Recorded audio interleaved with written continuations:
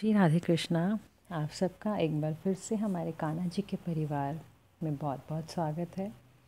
आज मैं ये वीडियो बहुत टाइम बाद, काफ़ी महीनों के बाद डाल रही हूँ। उसके लिए सॉरी। मुझे बहुत लोगों के मैसेज और कॉल आ रहे हैं कि बहुत टाइम से वीडियो नहीं डाली। शायद प्रभु की कृपा नहीं हुई, इसलिए नहीं डल सकी।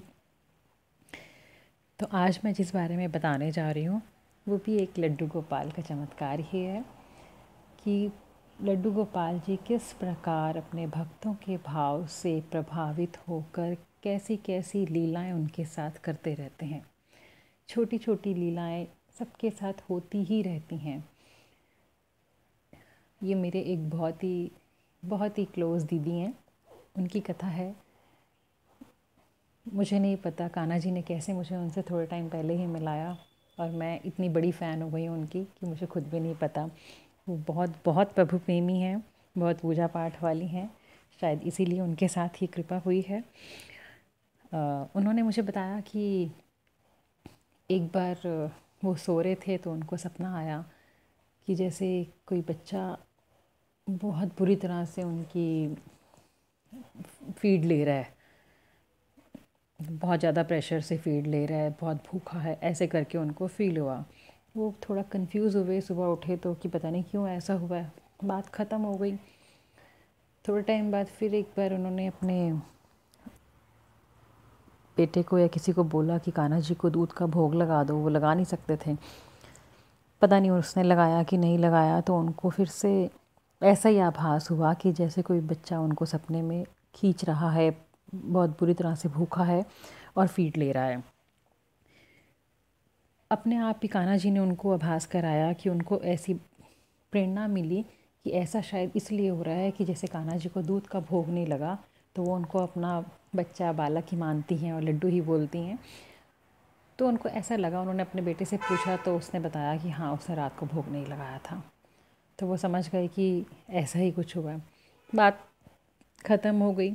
अब जो मैं बताने जा रही हूँ ये अभी जस्ट 3-4 दिन पहले की बात है कि उनके घर में वो थे और उनकी मेड थी, लेकिन वो कहीं गए हुए थे। आए, कान्हा जी को भोग वोग लगाया, दूध पिलाया और सुला दिया।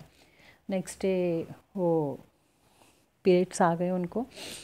तो वो कान्हा जी को पूजा पाठ नहीं कर सकते थे, उठा भी नहीं सकते थे, भोग नहीं लगा सकते थे। और सेम प्रॉब्लम उनकी मेड के साथ भी हो गई कि वो भी उनको भोग नहीं लगा सकती थी। पूरा दिन कान्हा जी सोए रहे क्योंकि घर में कोई था नहीं जो उनको उठाता, सेवा करता, स्नान करवाता, भोग लगाता। रात को जब वो सोए, अंदर से तो उनको भी परेशानी हो रही थी कि भाई वो भूखे सो रहे हैं। तो इस बार फिर से उनको सपना आया कि जैसे सपने में कोई बच्चा ज़ोर ज़ोर से उनकी फीड, बहुत बुरी तरह से फीड ले रहा है कि जैसे वो बहुत ही ज़्यादा भूखा है और खींचे जा रहा है, खींचे जा रहा है। तो उनको सुबह उठ के बहुत ही दुख हुआ कि कान्हा जी ऐसे भूखे प्यासे लेटे हुए हैं और मैं कुछ कर नहीं पा रही हूँ और वो उन्हीं का फीड ले रहे हैं। तो देखो, वो जब सोचती हैं कि मेरा बालक है, मेरा बच्चा है, तो प्रभु कैसे अपनी लीला दिखाते हैं कि वो उनको आभास करा रहे हैं कि मैं भूखा प्यासा लेटा हुआ हूँ। तो क्योंकि वो उनमें माँ वाला भाव है तो वो बच्चे वाला भाव दिखा के ही उनका दूध पी रहे हैं। उनको प्रेशर कर रहे हैं कि भाई मैं भूखा हूँ इसलिए मैं दूध पी रहा हूँ। ये कोई बहुत बहुत छोटी बात नहीं है, ये बहुत बड़ी बात है। इसमें भाव कूट कूट के भरा हुआ है कि कैसे प्रभु हमें अपनी लीला दिखा रहे हैं। उन्होंने अगले दिन ही सुबह अपनी मेड की मदर को बुलाया, उसको बोला कि मेरे कान्हा जी को भोग बना के दो। उसने उनको भोग बना के खिलाया, तो तब जाके उनको तसल्ली हुई। तो ऐसे हमारे प्रभु छोटी छोटी लीलाएं सबके साथ करते रहते हैं। धन्य है वो मेरी दीदी जिनके साथ ये हुई। उनके ठाकुर जी बिल्कुल बिल्कुल साक्षात हैं। ऐसे छोटे छोटे बहुत कुछ हुआ है। बस अगली वीडियो में फिर से मैं आपको एक नई कथा के साथ आके बहुत कुछ बताऊंगी। जय श्री